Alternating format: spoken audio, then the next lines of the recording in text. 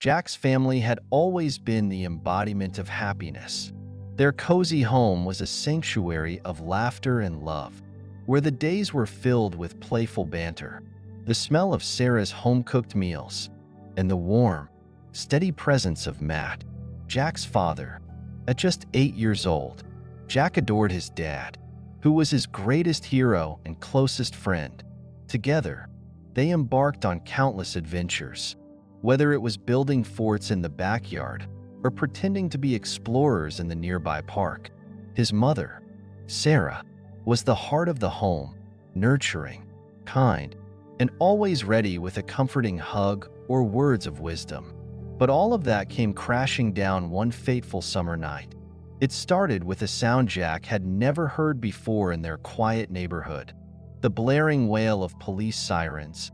At first, he thought it might be a dream, but the flashing red and blue lights cutting through the darkness outside his bedroom window quickly jolted him awake. Rubbing his eyes, he peeked through the curtains, and what he saw made his breath hitch in his throat.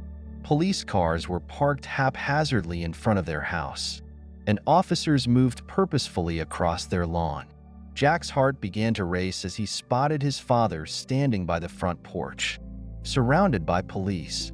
He bolted out of bed, his small feet thumping against the wooden floor as he rushed to the window. His father, his strong, dependable dad, was being handcuffed. Matt's face looked pale under the harsh glow of the flashing lights, his expression a mixture of confusion and defiance. Sarah stood just a few feet away, clutching her robe tightly around her, her face frozen in an expression Jack couldn't quite understand. Was it fear? Shock? Both? "Dad!" Jack shouted, his voice trembling with panic. "What's happening? Where are they taking you?" He didn't wait for an answer. Barefoot and still in his pajamas, he dashed down the stairs, nearly tripping over himself in his hurry. When he reached the front door, Sarah was already there, blocking his path. She knelt down, grabbing his arms to steady him as he tried to peer past her. "Jack, listen to me," she said, her voice quivering even as she tried to sound calm. "Go back to your room. Everything is going to be okay." "But, Mom," Jack's voice cracked as he tried to pull away, desperate to get to his dad. Tears welled up in his eyes, but the look on his mother's face stopped him. Her eyes, though soft and full of love, carried a weight he couldn't fully understand. She was scared, though she tried to hide it. "Please, Jack," she whispered, "just go upstairs. I'll explain everything later." Defeated, Jack nodded reluctantly and trudged back upstairs. But sleep was impossible.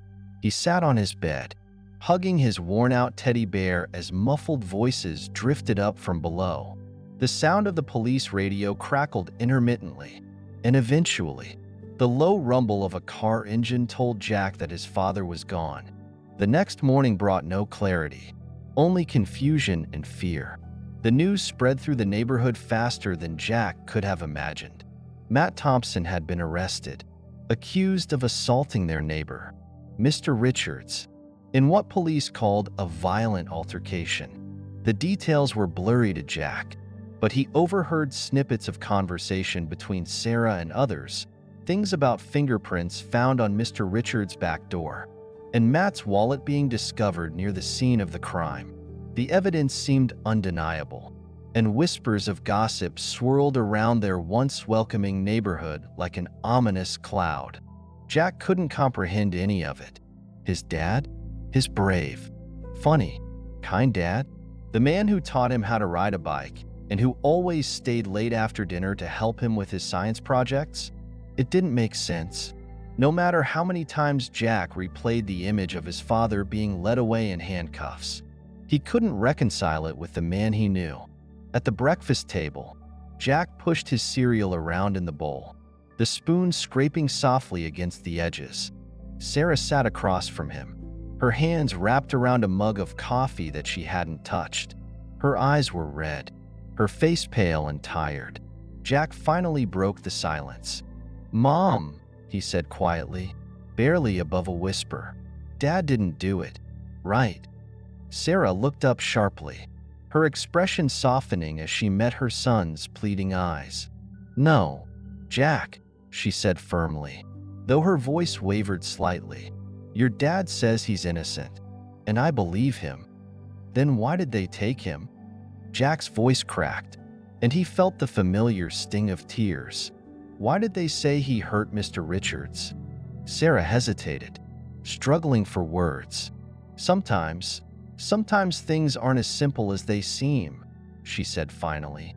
"The police found some things that made them think your dad was involved, but that doesn't mean they're right. We just have to trust that the truth will come out." Jack nodded slowly, but deep down, he felt a growing frustration. He didn't understand why the truth wasn't already obvious to everyone else. If he could see that his dad wasn't capable of such a terrible thing, why couldn't the police? Why couldn't their neighbors? Later that day, as Jack sat on the front porch with his teddy bear clutched tightly in one hand, he overheard two neighbors talking in hushed tones by the mailbox. "Did you hear about the Thompsons? I never would have thought Matt was capable of something like that," one of them said. "Well, they found his fingerprints, didn't they?" the other replied. "It's not like the police just make these things up." Jack clenched his fists, his heart pounding with a mix of anger and fear. It wasn't fair. His dad was innocent, he knew it, but if everyone else believed the evidence, how could he convince them otherwise? As the sun set that evening, Jack sat on his bed, staring out the window. His mind raced with thoughts he couldn't quiet. Somehow, he had to find a way to prove that his father didn't do it. He didn't know how or where to start, but one thing was certain: he wasn't going to give up. Since the day his father had been arrested, Jack's family had become trapped in a downward spiral of isolation and alienation. The warm, inviting home that once overflowed with laughter and love now felt suffocatingly silent. The neighbors who had once smiled and waved now averted their eyes or whispered behind closed doors. The friends Jack had once played with in the afternoons no longer called, no longer knocked on his door. The weight of the unspoken accusations hung heavily in the air, and it seemed as though the entire world had turned its back on the Thompsons. Jack, though young, felt every bit of the change. The curious and confident boy he had once been now found himself navigating an unfamiliar world of suspicion and rejection. At school, he could feel the stares and hear the murmurs.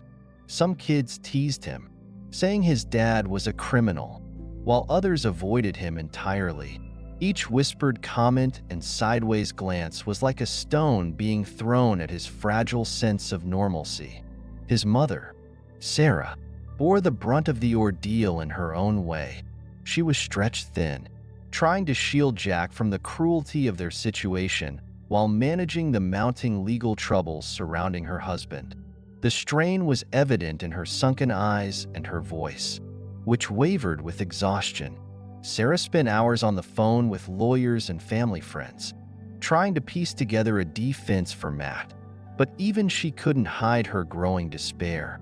And Jack could see it in the way her hands shook as she poured his cereal in the mornings, or how she often sat staring blankly at the kitchen table long after dinner was over. One quiet afternoon, Jack found a brief reprieve in the backyard, where he often retreated to escape the tension inside the house. The yard had always been his sanctuary, a place where he and his dad had built tree houses and raced toy cars in the dirt. But now, even it felt empty without his father's booming laugh or reassuring presence. As Jack kicked a ball lazily around, his ears caught the low murmur of voices coming from the other side of the fence.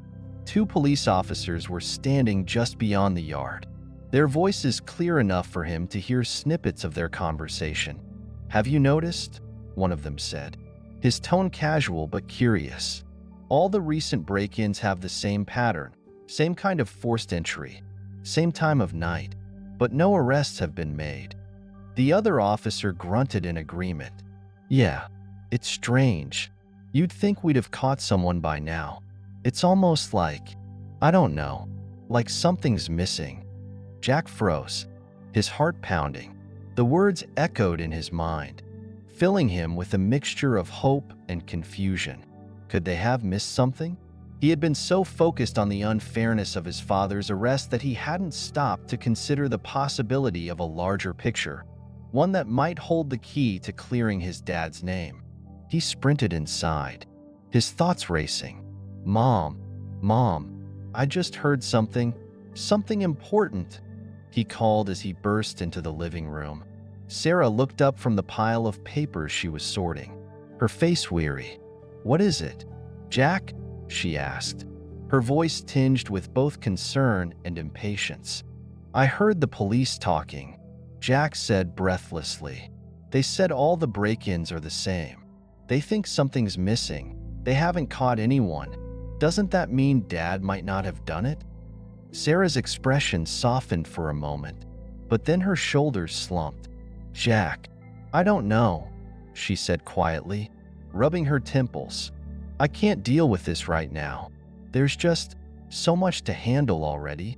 Her voice broke slightly, and she waved him off gently. "Please, sweetheart, just go to your room." Jack hesitated, his small hands clenching into fists. He could see the pain etched on his mother's face, but he also felt an ache of frustration in his chest. Why wouldn't she listen? Didn't she understand how important this was? Without another word, Jack turned and headed upstairs. But instead of feeling defeated, he felt a spark of determination ignite within him. He sat on the edge of his bed, clutching his old teddy bear as his thoughts swirled. The police didn't have all the answers. His mom was overwhelmed, and his dad was sitting in a jail cell, wrongly accused. It was unfair, so painfully unfair. And Jack knew he couldn't just stand by and do nothing. "If Mom can't do it, then I will," he muttered under his breath, his small voice filled with resolve. "I'll prove Dad's innocence. Even if I'm just a kid, I'll find a way." Jack didn't know exactly how to start, but he knew he had to try. He reached for a small notebook on his desk, a notebook he usually used to sketch silly cartoons or jot down imaginary treasure maps. Now, it would serve a different purpose. On the first page, he wrote 3 words in large, shaky letters: "Find the truth."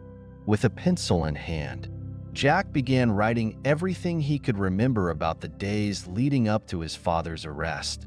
Every detail, no matter how small, was recorded. The conversation he overheard in the backyard, the strange behavior of their neighbor, Mr. Baldwin, who had always seemed a little too interested in other people's business. The fact that Mr. Richards' security camera had been tampered with just days before the alleged assault. It all went into the notebook. By the time Jack put down his pencil, the sun had set, and his room was cast in shadows. He looked at the words on the page, the first pieces of a puzzle that he was determined to solve. A flicker of hope warmed his chest. He might not be able to fix everything right away, but he had taken the first step. And in that moment, he realized something his father had once told him during one of their backyard adventures. Even the biggest mysteries start with one small clue. Jack closed the notebook and hugged his teddy bear tightly. He didn't know what challenges lay ahead, but he was ready to face them. For his dad, for his family, for the truth. Jack had spent countless days meticulously jotting down every observation, every stray thought, and every detail he could recall about his father's case in his small, dog-eared journal. To anyone else, it may have seemed like a child's innocent pastime, but to Jack, it was a lifeline. Each page became a treasure map leading to the truth, a truth he was determined to uncover for his father. It was a task far bigger than his young shoulders should bear, but Jack didn't care. Every time doubt crept in, he reminded himself of his dad's words: "The truth always comes out, but sometimes it needs a little push." When the day of Matt's trial finally arrived, Jack approached his mother with a bold request.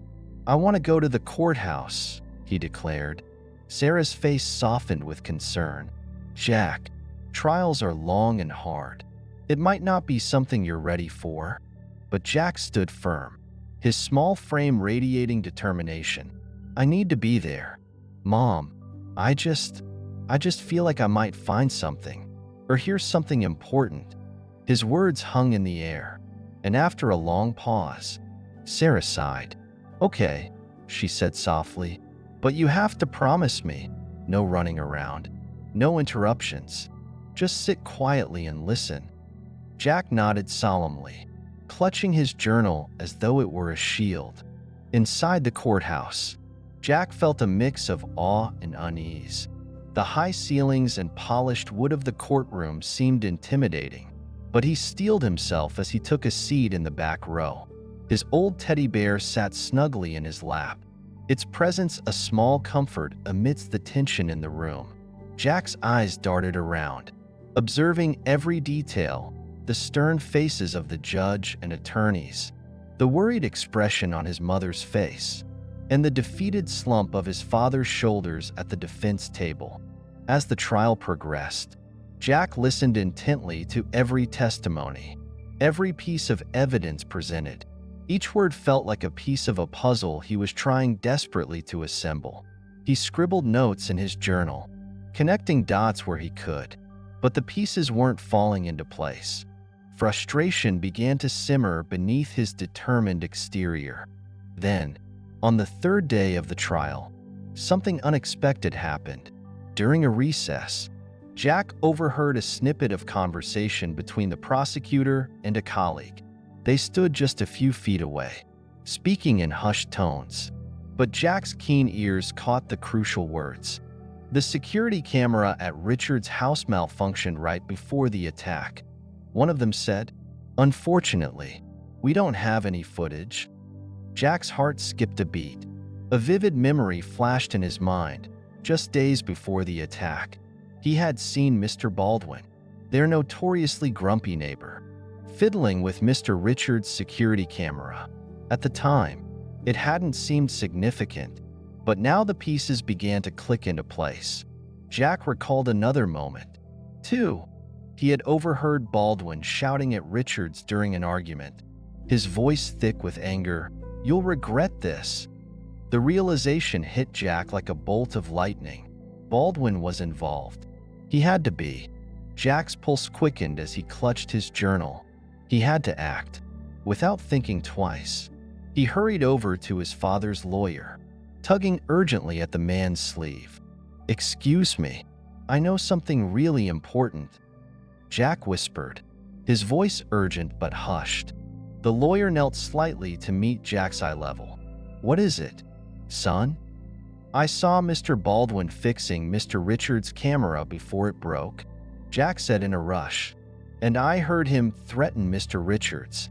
He said, 'You'll regret this.' I'm sure of it." The lawyer's brow furrowed as he processed Jack's words. "You're sure about this, Jack?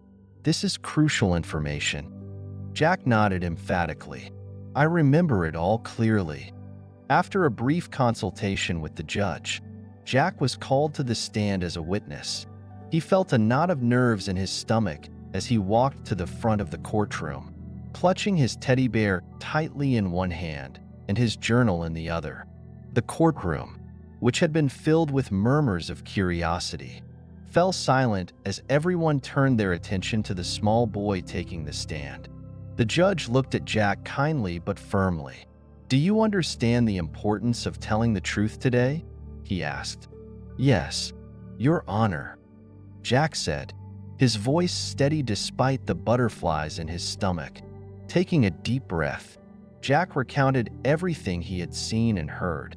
He described how Baldwin had been tampering with the security camera days before it stopped working. He recalled the heated argument between Baldwin and Richards and the ominous threat Baldwin had made. Jack spoke clearly, his words filled with the sincerity and conviction of someone who knew the stakes. When Jack finished speaking, the courtroom remained eerily silent for a moment.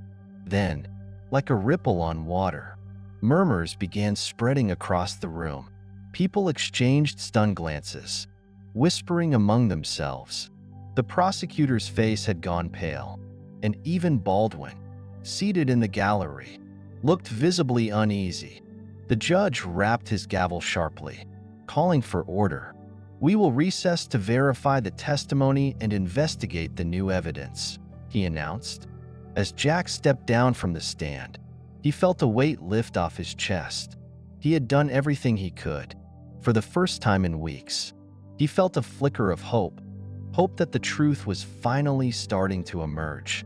Sitting back down next to his mother, Jack whispered, "I think this is it. Mom, we're going to prove Dad didn't do it." Sarah placed a hand on his shoulder, her eyes filled with tears.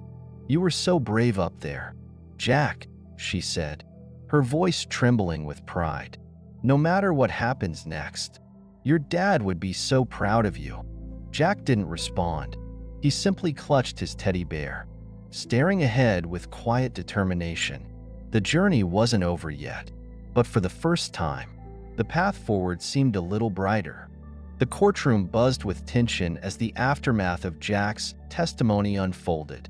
His brave account had unlocked doors to new revelations, and the investigators wasted no time acting on the leads he provided. When the security camera at Mr. Richards' home was examined, the results were unequivocal. Baldwin's fingerprints were found on the tampered device. It was undeniable proof that the grumpy neighbor had been at the scene and meddled with the crucial piece of equipment before it mysteriously malfunctioned. Jack's journal became a pivotal piece of evidence. 2. Its pages, filled with detailed notes about Baldwin's activities and odd behavior, painted a damning picture. The account of Baldwin threatening Mr. Richards during a heated argument added another layer of weight to Jack's testimony. These findings shattered Baldwin's initial facade of innocence, leaving him with nowhere to hide. Faced with mounting evidence, Baldwin broke under the pressure. Sitting in the interrogation room, his usually hardened demeanor crumbled. His hands trembled slightly as he spoke, his voice hoarse and broken. "Yes, I was there," he admitted, his gaze fixed on the table in front of him. "I tampered with the camera. I confronted Richards. And yes, I attacked him." A ripple of shock passed through the investigating officers, but Baldwin wasn't finished. His admission revealed more than just guilt. It exposed his motive. "It was about money," he continued, his tone laced with bitterness. "Richards owed me a debt, and I was desperate. I didn't mean for things to go so far, but I didn't know what else to do." For a moment, his voice faltered, as though the weight of his actions had finally settled in. "I didn't want to hurt him," Baldwin whispered, almost to himself, "but I felt like I had no choice." While Baldwin's confession was a significant breakthrough, it soon became clear that his involvement was only part of the story. Investigators, delving deeper into financial records and witness statements, unearthed connections pointing to another person involved in the scheme, Frank Mitchell. Unlike Baldwin, who had a reputation as a cranky but generally harmless neighbor, Mitchell was a known criminal with a dark history. His record was riddled with charges of fraud, extortion, and even violent offenses. The evidence painted a picture of Mitchell as the mastermind behind Baldwin's actions, someone who had manipulated the situation from the shadows. It became clear that Mitchell had not only aided Baldwin, but might have orchestrated the entire plan to ensure his own financial gain.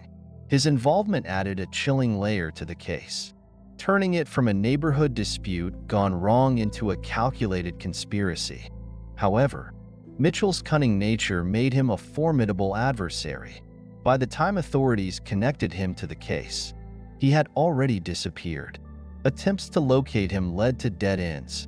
No recent addresses, no active financial transactions, no known associates willing to talk. It was as if he had vanished into thin air. The realization sent a ripple of urgency through the investigative team. Mitchell wasn't just a missing piece of the puzzle. He was potentially the key to uncovering a broader web of deceit and crime. His knowledge could unravel secrets that extended beyond the attack on Mr. Richards. But his elusiveness posed a serious threat to justice. If Mitchell managed to stay hidden long enough, the trail might grow cold, and the full truth might never come to light. Jack, though too young to fully grasp the complexities of a criminal investigation, understood one thing clearly: the fight wasn't over. His testimony had been a catalyst for exposing Baldwin, but now, all eyes were on finding Mitchell. Sitting in his room that evening, Jack scribbled furiously in his journal, capturing every thought, every detail he could remember about Baldwin's behavior in the days leading up to the incident. What if Mitchell was there? Jack whispered to himself, his brow furrowed in concentration. What if Baldwin wasn't acting alone that night? Meanwhile, Sarah and Matt, though relieved by Baldwin's confession, remained on edge. Mitchell's escape cast a long shadow over their relief. "He's still out there," Sarah said one night, her voice heavy with worry. "What if he comes back? What if he's not finished yet?" Matt placed a reassuring hand on her shoulder. "They'll catch him," he said, though his tone betrayed the same concern. "They have to." As the investigation intensified, a nationwide search for Mitchell began. His face appeared on wanted posters, news bulletins, and police databases. But for weeks, he remained a step ahead. Leads trickled in sporadically, a vague sighting here, a false tip there, but nothing concrete enough to bring him into custody. Despite the mounting frustration, the team of investigators, led by the relentless Detective Harris, refused to give up. "Mitchell thinks he can run," Harris told his team during a late-night briefing. "But he left a trail, even if he thinks he didn't. Somewhere out there is the breadcrumb we need to find him, and we will." For Jack, the waiting was unbearable. Each day felt like an eternity as he held onto the hope that Mitchell would be found. His once childish view of justice had been replaced by a clearer understanding of its complexity. It wasn't just about righting a wrong, it was about persistence, about refusing to let the truth stay buried. Unbeknownst to him, Jack's determination and courage had inspired everyone around him, from his parents to the police officers working on the case. His unwavering belief in his father's innocence and his refusal to back down reminded them why they pursued justice in the first place. The noose was tightening around Frank Mitchell, but the road to catching him was still fraught with challenges. Each passing day felt like a race against time, with the looming fear that Mitchell could disappear for good. Yet, for Jack and everyone fighting for the truth, one thing was certain: they wouldn't stop until every piece of the puzzle was in place. Just as Jack's family began to feel the weight of the ordeal lifting, the calm was abruptly shattered. One ordinary morning, Sarah found an envelope slipped under the front door. It was plain and unmarked, with no stamp or return address. As she opened it, a chill ran down her spine. On the single sheet of paper inside was a short but haunting message, scrawled in neat handwriting. "The truth isn't always what it seems." The simplicity of the note made it all the more unsettling. There were no other details, no signature, no hint as to who might have sent it. Sarah's hands trembled as she showed the letter to Matt and Jack. "What does this mean?" Matt asked, his brow furrowed deeply. Who would send something like this now? Jack stared at the note, his mind racing. The cryptic message seemed to carry more weight than its few words suggested. It felt like a warning, or perhaps a clue. "Maybe they're trying to tell us something," Jack murmured, his voice thoughtful. "Something we missed." The family immediately called Detective Harris, who arrived within the hour. Harris handled the letter carefully, inspecting it with his team's tools and expertise. But after a thorough examination, he shook his head. No fingerprints, no identifying marks. Whoever sent this knew exactly how to cover their tracks. "It's like they're taunting us," Sarah said, her voice tinged with frustration and unease. "They want us to know there's more to this, but they're keeping us in the dark." Jack couldn't let it go.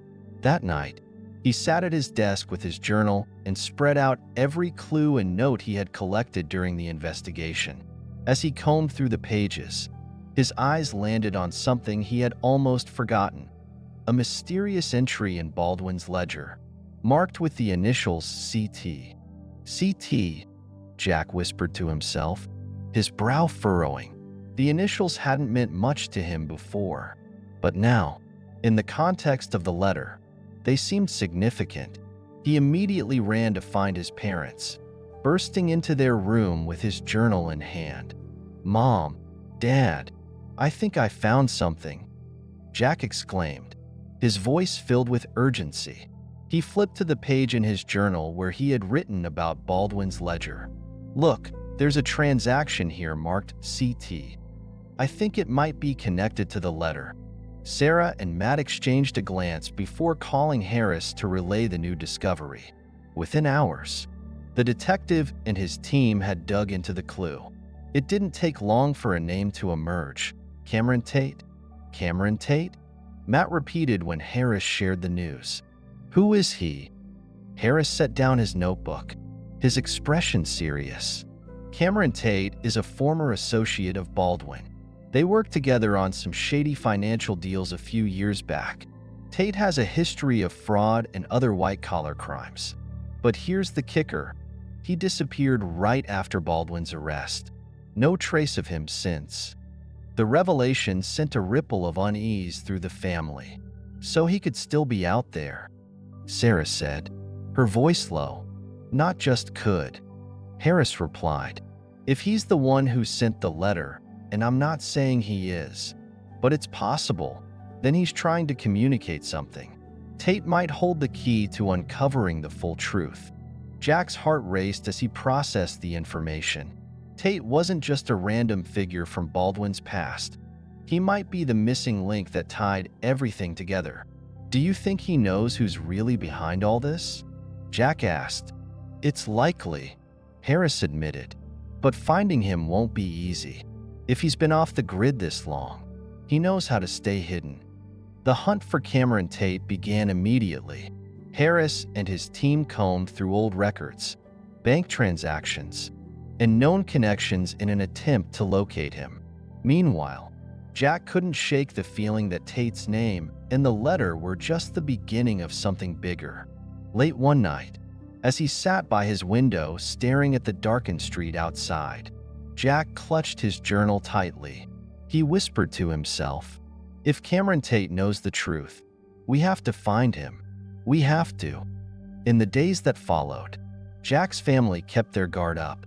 The letter, though short and cryptic, felt like a lingering shadow over their home. Every knock at the door, every unfamiliar face in the neighborhood, filled them with a quiet dread. Somewhere out there, a deeper truth was waiting to be uncovered, and Jack was determined to see it through, no matter how long it took. After weeks of relentless pursuit, Cameron Tate was finally apprehended in a sleepy border town. The team that had been tracking him breathed a sigh of relief, knowing that he might be the key to unraveling the full scope of the mystery surrounding Baldwin, Mitchell, and the shadowy operations they were involved in. Jack's family, though not present during the arrest, felt a glimmer of hope for the first time in weeks. If Tate had the answers, perhaps they were closer to clearing Matt's name entirely. Inside the interrogation room, the tension was so thick it could be cut with a knife. Tate sat slouched in his chair, his disheveled appearance a stark contrast to the man who once operated cunning financial schemes alongside Baldwin. Detective Harris stood across from him, leaning forward, his voice firm but measured. "We know you worked with Baldwin," Harris began. "We know you played a role in what happened, but Baldwin wasn't acting alone, was he? There's someone else, a puppet master pulling all the strings. Who is it? Tate? Who's behind all this?" Tate's eyes darted around the room, his fingers twitching against the table. It was clear he was struggling with the weight of his decision.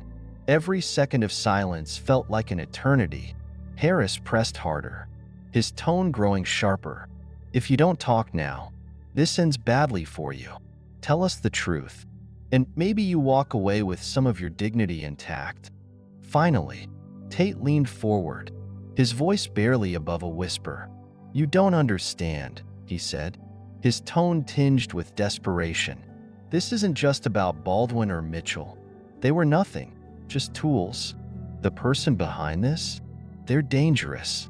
They control everything." "Who?" Harris demanded, his voice rising. "Give us a name." Tate hesitated, his gaze flickering toward the door as though expecting someone to burst in at any moment. He exhaled shakily, then leaned even closer.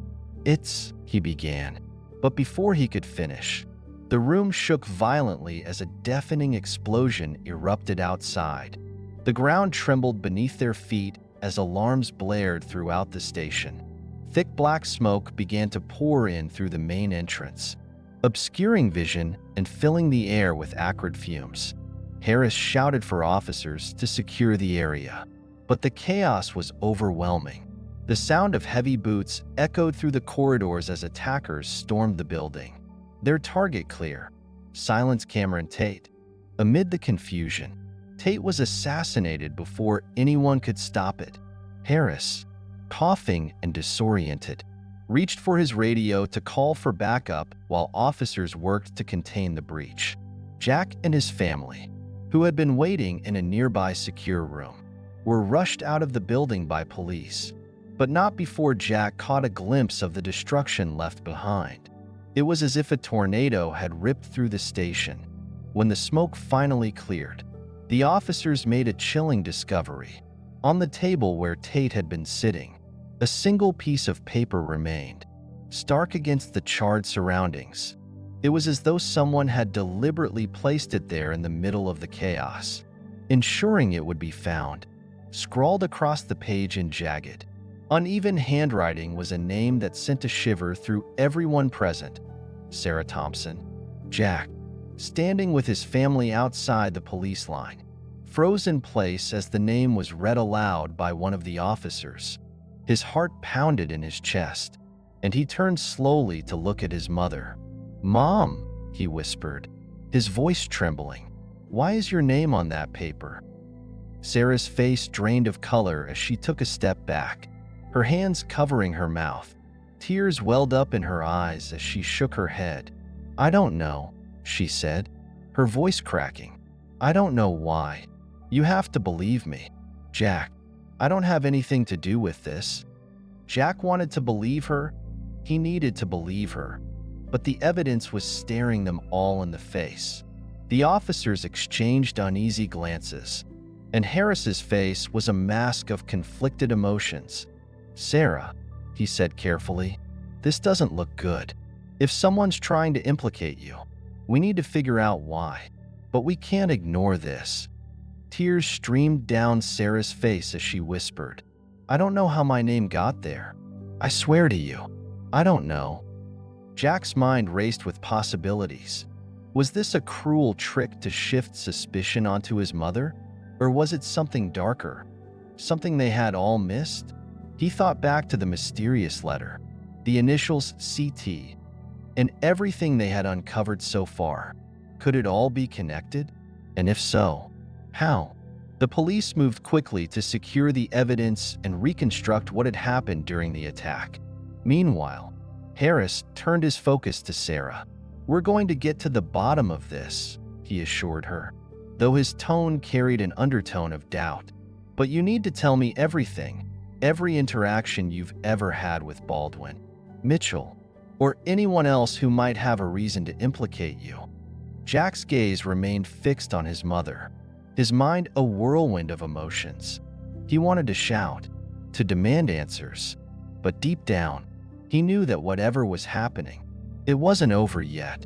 This was just another layer of a web that had ensnared them all, a web that stretched further and deeper than any of them had realized. With suspicions mounting and the weight of evidence pressing down, Sarah found herself cornered.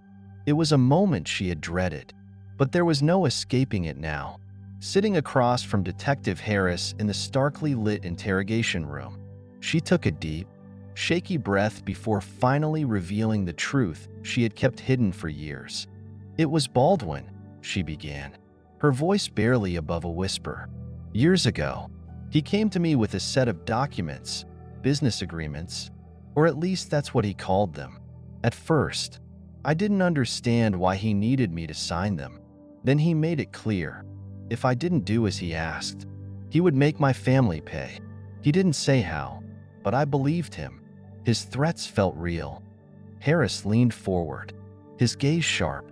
"And you never told anyone? Not even Matt?" Sarah shook her head, tears glistening in her eyes. "I was terrified. I thought if I just signed the papers and kept quiet, it would all go away. I didn't realize I was stepping into something much bigger, something darker." Her admission was a bombshell, but it also provided a crucial piece of the puzzle. Harris and his team wasted no time expanding their investigation. They followed every lead, financial transactions, correspondence, and the cryptic statements Cameron Tate had managed to make before his tragic death. The deeper they dug, the more the true scope of the conspiracy began to reveal itself. What they uncovered was staggering. Baldwin and Mitchell were mere pawns, their actions orchestrated by a powerful figure operating from the shadows. This mastermind had created an intricate web of financial fraud, manipulating not only Jack's family but countless others across the city.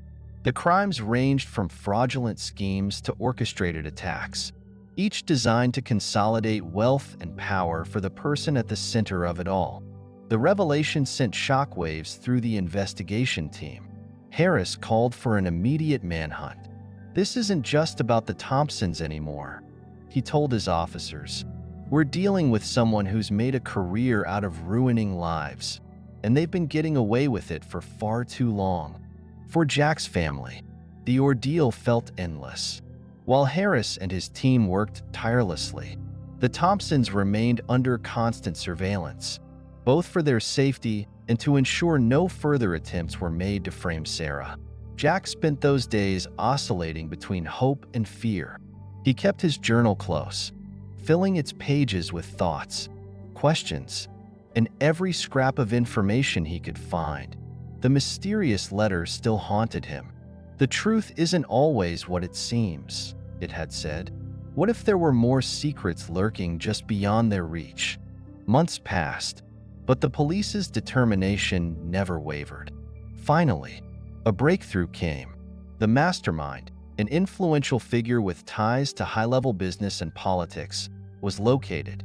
The arrest was dramatic, with authorities moving swiftly to prevent any chance of escape. As the news broke, the city collectively exhaled, and families affected by the crimes began to hope for justice. The dismantling of the criminal network was swift and thorough. Evidence poured in, exposing the extent of the mastermind's reach and the damage they had caused. For the Thompsons, the news came as a mixture of relief and vindication. All charges against Sarah and Matt were dropped, and their names were officially cleared. The community, once cold and distant, now rallied around them, recognizing their courage in the face of unimaginable adversity. Despite the victory, Jack couldn't shake the feeling that the story wasn't entirely over. The letter, the shadows, the lingering questions, there was something about it all that felt unresolved. But Jack also understood that sometimes the answers to life's mysteries don't come all at once. Sometimes they're uncovered slowly, piece by piece. As long as you're brave enough to keep searching, determined to turn their pain into purpose, the Thompsons decided to use their experience to help others. Together, they founded the Courageous Voices Foundation, a nonprofit organization dedicated to supporting families caught in the grip of injustice. The foundation offered legal aid, counseling, and advocacy for children and families navigating challenges like those Jack had faced. One quiet evening, As the house settled into a rare moment of calm, Jack sat at his desk with his journal open. The pages were filled with scribbled notes, sketches, and reflections from the journey he and his family had endured. Picking up his pen, he wrote, "The truth often hides in the shadows we fear to confront. But if we face those fears, if we keep moving forward with courage, we'll find the light, and that light will lead us to justice." He closed the journal and looked out the window, the stars shining bright against the dark sky. Jack knew that wherever life might take his family next, they were stronger now, united by their shared journey and their unwavering commitment to doing what was right. The road ahead might still hold challenges, but they were ready to face them together.